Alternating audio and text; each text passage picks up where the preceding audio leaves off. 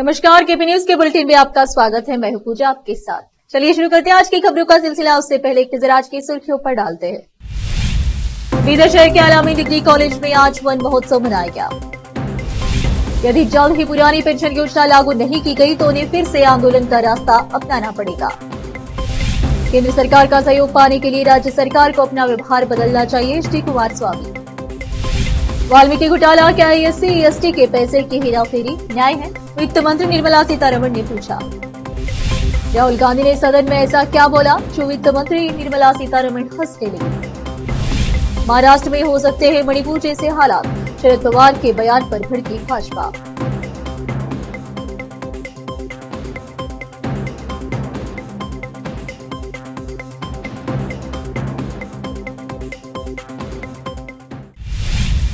समाचारों का सिलसिला शुरू करते हुए देखते हैं समाचार विस्तार से।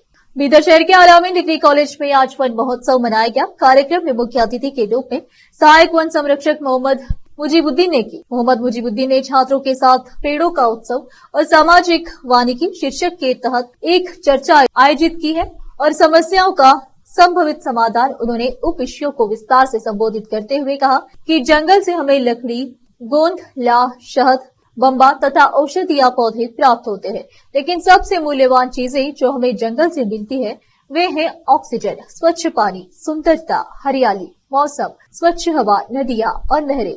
लेकिन आज मनुष्य सड़कों, पुलों, उद्योग, कारखानों के निर्माण के लिए जंगलों को साफ कर रहे हैं। इस प्राकृतिक जंगल की तुलना में कंक्रीट का जंगल खड़ा करके मनुष्य अपना और आने वाली पीढ़ियों का नुकसान कर रहा है। प्रदूषण में वायु, ध्वनि, जल प्रदूषण तो हम सभी जानते हैं। समारोह की अध्यक्षता बीदर के अलामी डिग्री कॉलेज के प्रिंसिपल ख्वाजा मियां ने की। अतिथियों में Mohammed Rafi Ahmed Khan, Alameen PU college principal, संस्था के प्रशासक प्रोफेसर मकबूल अहमद, मोहम्मद यूसुफ, रहीम बिदरी और रहमतुल्लाह रहमत शोमगोवी मंच पर उपस्थित थे। कर्नाटक राज्य सहायता प्राप्त स्कूल कॉलेज पेंशन वंचित कर्मचारी संघ के सहायता प्राप्त स्कूलों और कॉलेजों के कर्मचारियों की महत्वपूर्ण मांगों को पूरा करने के लिए कर्नाटक राज्य सहायता प्राप्त स्कूल कॉलेज पेंशन वंचित कर्मचारी संघ के राज्य उपाध्यक्ष विजय कुमार पाटिल यानाली के नेतृत्व में राज्य सरकार और सहायता प्राप्त शिक्षक संस्थानों के कर्मचारियों के लिए नई पेंशन योजना को पहले ही रद्द कर दिया है और पुरानी पेंशन योजना को जल्द से जल्द लागू करने का आदेश जारी किया जाना चाहिए। सरकार को शासी निकायों के बजाय अधिकार का बोझ उठाने के लिए कदम उठाने चाहिए। कर्मचारियों के वेतन, सेवानिवृत्ति और अन्य लाभों से संबंधित प्रावधानों को पूर्वव्यापी प्रभाव से संशोधित या निरस्त करने की कार्रवाई की जानी चाहिए। सहायता प्राप्त शिक्षण संस्थाओं में दशकों से रिक्त पदों को भरने के लिए शीघ्र कार्यवाही की जाए। अनुदानित कर्मचारियों को भी सरकारी कर्मचारियों की तरह ज्योति संजीवनी योजना के तहत कवर किया जाना चाहिए। सरकारी स्कूलों और कॉलेजों तथा सहायता प्राप्त स्कूलों और कॉलेजों के छात्रों और कर्मचारियों के बीच कोई भेदभाव नहीं किया जाएगा। इस अवसर पर कर्नाटक राज्य सहायता प्राप्त स्कूलों और कॉलेजों के पेंशन वंचित कर्मचारी संघ के मानद अध्यक्ष नागराज बुक्का बुंदी, प्रदेश अध्यक्ष जी हनुमंतप्पा, राज्य उपाध्यक्ष मल्लिकार्जुन डोन्नूर, उपाध्यक्ष विजय कुमार पाटिल यर्नाली, अमृतराव चिमकोड़े, जयराज खंडरे सहित अन्य उपस्थित थे।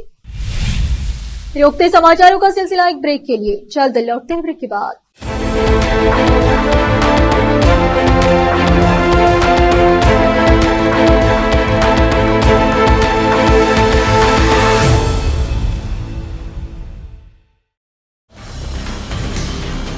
हिंदुस्तान के हर कोने में हम हैं मौजूद। 24 घंटे हालात पर गहरी नजर, खबरों से जुड़े चुपते सवालात और आपको दिखाता है धार्मिक, सामाजिक, राजनीतिक, लोकल और इंटरनेशनल न्यूज की सबसे बेहतर कवरेज जो आपको रखती है हर पल बाखबर। देश और दुनिया भर की खबर के लिए देखते रहें KP news 24/7। Noor education trust Bidar की ओर से चलाए जाने वाला Noor MEd and BEd college Bidar, recognised by NCTE Delhi and affiliated to Bidar University, Bidar. Admission are open for the academic year 2023-24. विशेषज्ञ और सक्षम शिक्षकों द्वारा शिक्षा प्राप्त करने के लिए नूर एमएड एंड बीएड कॉलेज में दाखिला लें और शांत वातावरण में शिक्षा प्राप्त करें। बीदर शहर में बेहतर शिक्षा का एकमात्र केंद्र Noor MEd and BEd college, Shahpur gate, Bidar. Phone numbers 9945283920, 8482221297। Hindustan के हर कोने में हम हैं मौजूद। 24 घंटे हालात पर गहरी नजर, खबरों से जुड़े चुपते सवालात और आपको दिखाता है धार्मिक, सामाजिक, राजनीतिक, लोकल और इंटरनेशनल न्यूज की सबसे बेहतर कवरेज, जो आपको रखती है हर पल बाखबर। देश और दुनिया भर की खबर के लिए देखते रहें केपी न्यूज 24/7।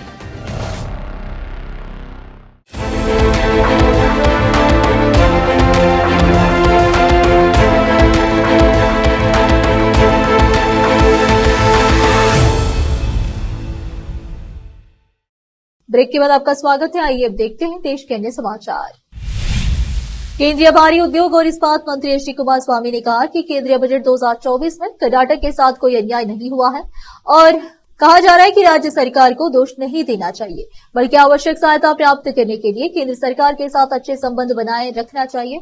मंड्या के सांसद ने कहा, अपना व्यवहार बदले। रविवार को मैसूर में एक संवाददाता सम्मेलन को संबोधित करते हुए उन्होंने कहा, राज्य सरकार को ऊपरी भद्रा परियोजना के तहत 5,300 करोड़ रुपए सहित किसी भी परियोजना के लिए केंद्रीय धन प्राप्त करने के लिए अपनी तैयारी करनी चाहिए। कुमार स्वामी ने पूछा, बेंगलुरु के परिधि रिंग रोड के लिए 3,000 करोड़ रुपए की केंद्रीय सहायता प्राप्त करने के लिए क्या वह अपने मिलान अनुदान का निवेश करने के लिए तैयार है?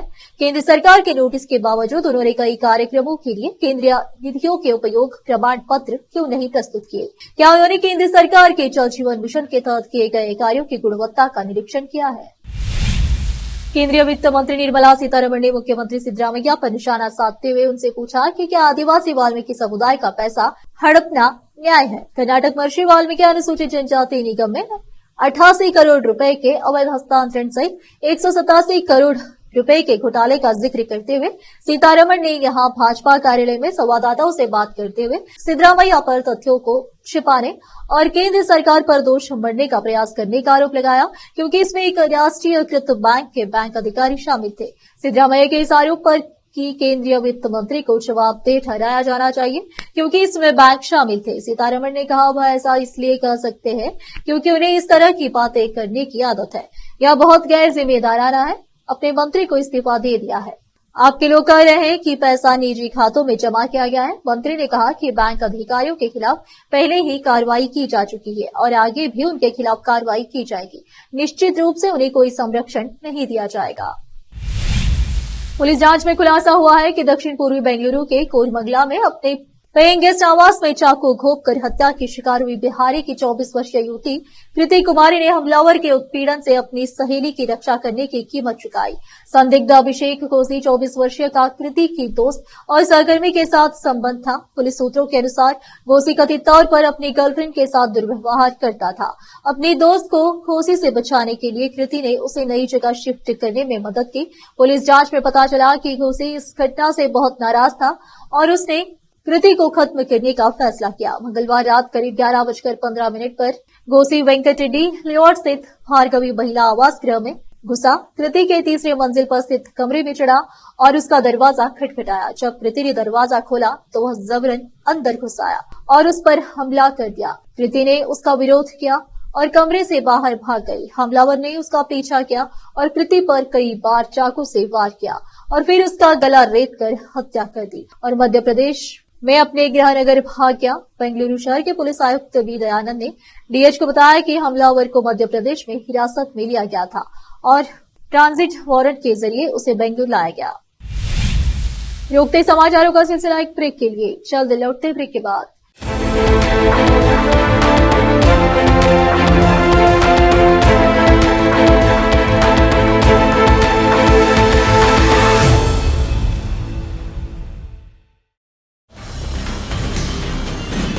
हिंदुस्तान के हर कोने में हम हैं मौजूद।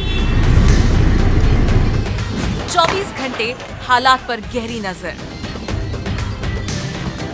खबरों से जुड़े चुपते सवालात, और आपको दिखाता है धार्मिक, सामाजिक, राजनीतिक, लोकल और इंटरनेशनल न्यूज की सबसे बेहतर कवरेज,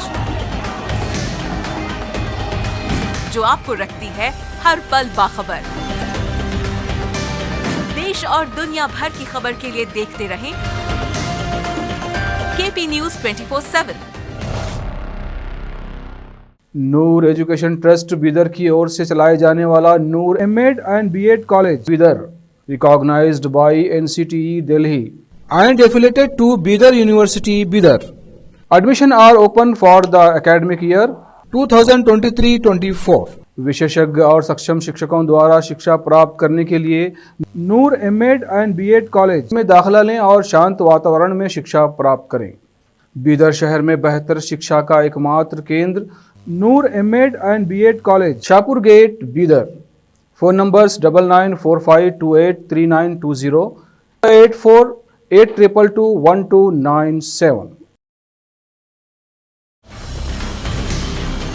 हिंदुस्तान के हर कोने में हम हैं मौजूद। 24 घंटे हालात पर गहरी नजर, खबरों से जुड़े चुपते सवालात,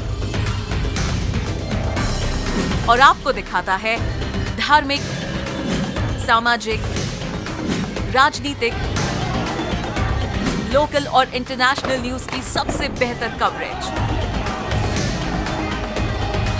जो आपको रखती है हर पल बाखबर। देश और दुनिया भर की खबर के लिए देखते रहें केपी न्यूज 24/7।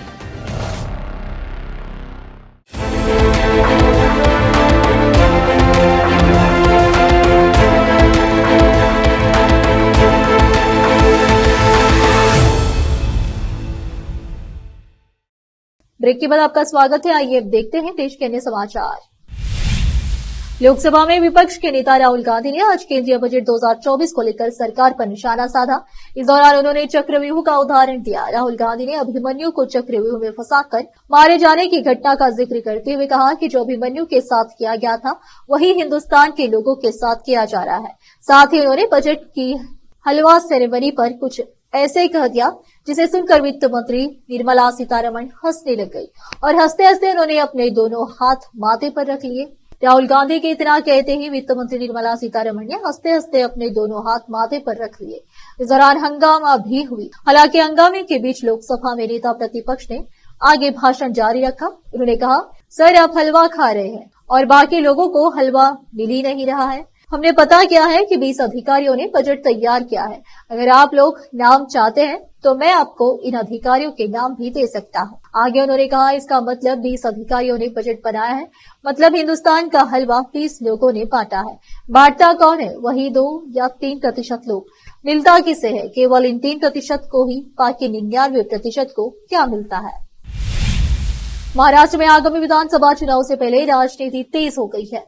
अब शरद पवार ने एक ऐसा बयान दे दिया है जिस पर जमकर हंगामा शुरू हो गया है।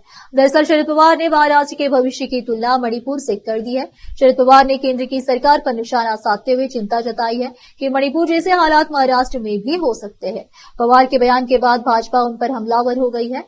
आइए जानते हैं इस पूरे मामले की। तभी मुंबई शहर के एक कार्यक्रम में भाषण के दौरान शरद पवार ने कहा कि मणिपुर में इतना कुछ हुआ पर प्रधानमंत्री को एक बार भी यह महसूस नहीं हुआ कि मणिपुर के हालात मणिपुर में जाकर देखा है, वहां के लोगों को दिलासा दे। यह सब कुछ मणिपुर में हुआ, आसपास के राज्य में भी ऐसे हालात बने, कर्नाटक में भी ऐसा ही हुआ।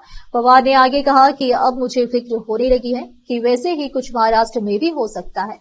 एनसीपी नेता शरद पवार पर टिप्पणी करते हुए महाराष्ट्र भारतीय जनता पार्टी के प्रदेश अध्यक्ष चंद्रशेखर बावनकुले ने कहा कि शरद पवार जैसे नेता यह कहते हैं कि महाराष्ट्र में वायलेंस होगा, जातीय दंगे होंगे। शरद पवार को राजनीति के लिए इस प्रकार का वक्तव्य नहीं देना चाहिए कि महाराष्ट्र में दंगे होंगे, वायलेंस होगा। खबर लखनऊ से थाना मोहनलालगंज पुलिस ने बाइक चोरों के गैंग का भंडाफोड़, सरगना समेत साथी को गिरफ्तार। चोरी की 10 बाइकें की बरामद। उन्नाव के पुरावा इलाके के रहने वाला कई युवक चला रहे थे बाइक चोरी का गैंग उन्नाव से लखनऊ आकर आशियाना, कृष्णा नगर, सरोजनी नगर, पीजीआई, मोहनलालगंज इलाके से चुराते थे। बाइक चोरी की हुई बाइक को उन्नाव के एक कबाड़ी समेत स्थानीय लोगों को कम दामों में बेचते थे। चोरी की हुई बाइकों को नेपाल में भी ले जाकर ये गैंग बेचा करता था। सरगना पर विभिन्न थाना क्षेत्र में दर्ज मिले 1.5 दर्जन के करीब चोरी के मुकदमे डीसीपी तेज स्वरूप सिंह के कुशल पर्यवेक्षण व एडीसीपी शशांक सिंह व एसीपी राधा रमन सिंह के मार्गदर्शन में इंस्पेक्टर आलोक राव व पुलिस टीम के हाथ लगी बड़ी सफलता। लखनऊ से मोहम्मद सईद की रिपोर्ट। थाना मोहनलालगंज में साउथ जोन के अंतर्गत मोहनलालगंज थाना है।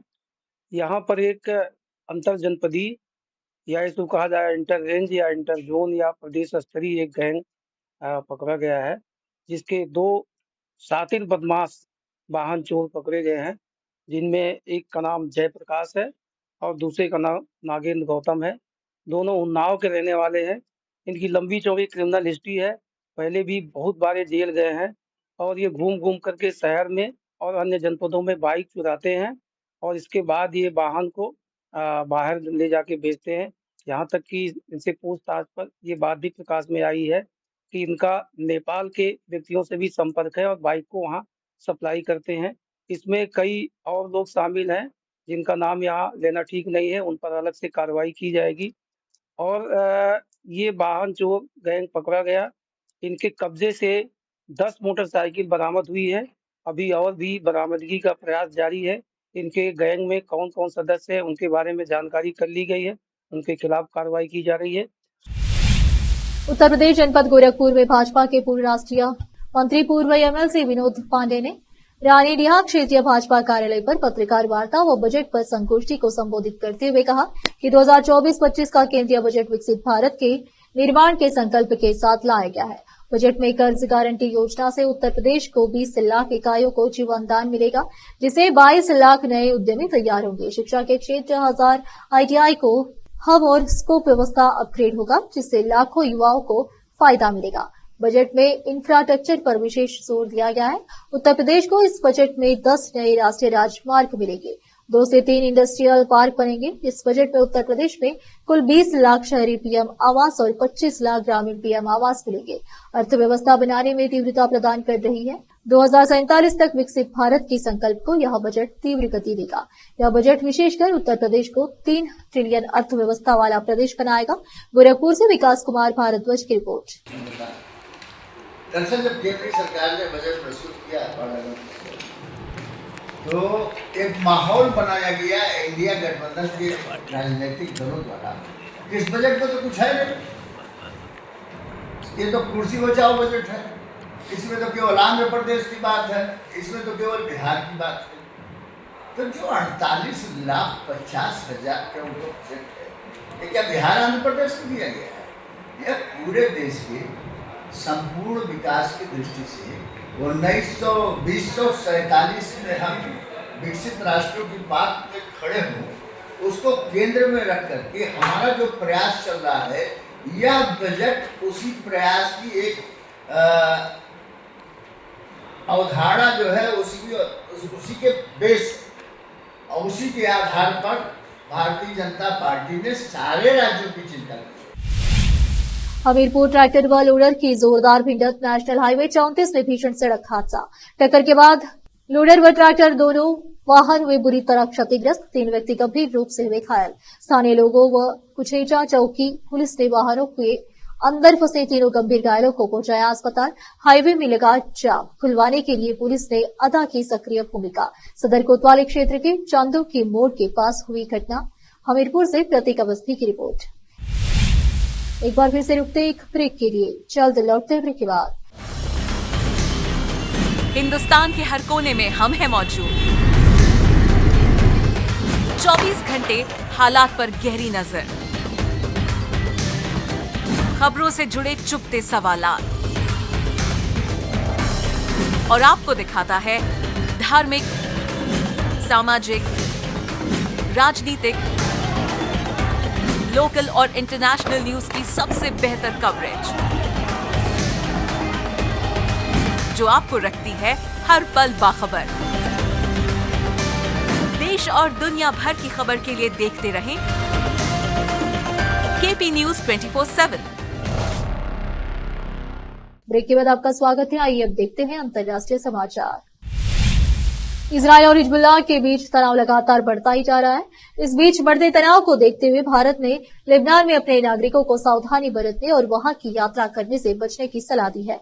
लेबनान के बेरूत में भारतीय दूतावास ने सोमवार को देश में भारतीय नागरिकों को सावधानी बरतने और एमएनसी के संपर्क में रहने की सलाह दी है। दूतावास ने लेबनान में भारतीय नागरिकों के लिए एक आपातकालीन फोन नंबर और एक ईमेल आईडी जारी की है। इंडियन एमएनसी ने एडवाइजरी जारी कर कहा कि क्षेत्र में हाल ही के घटनाक्रम को देखते हुए लेबनान में रहने वाले सभी भारतीय नागरिकों को और लेबनान की यात्रा का प्लान बनाने वाले लोगों को सलाह दी जाती है कि वह सावधानी बरतें और अपने ईमेल आईडी cons.berut@mea.gov.in या आपातकालीन फोन नंबर 9617686012 के माध्यम से बेरूत में भारतीय दूतावास के संपर्क में रहे।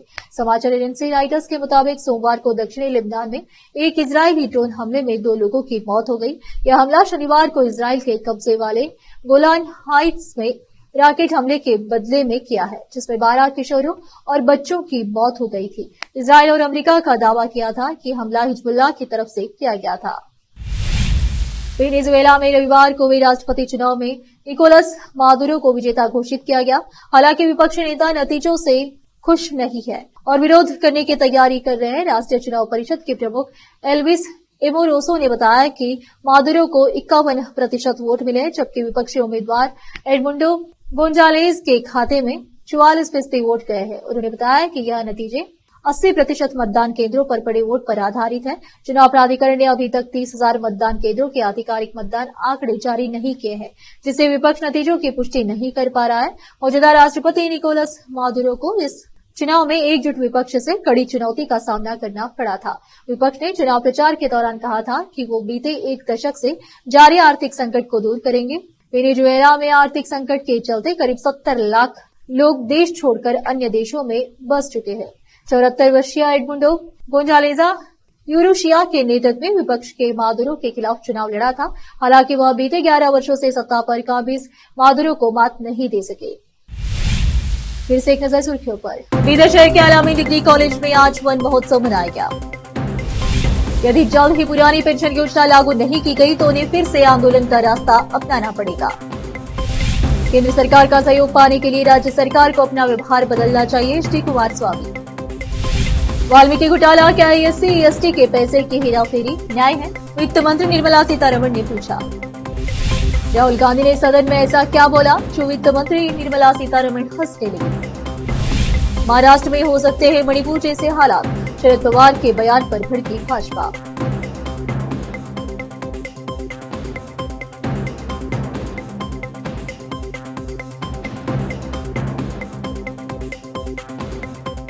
केपी न्यूज के बुलेटिन में आज इतना ही। आप देख रहे थे हमारा चैनल केपी न्यूज 24/7। धन्यवाद।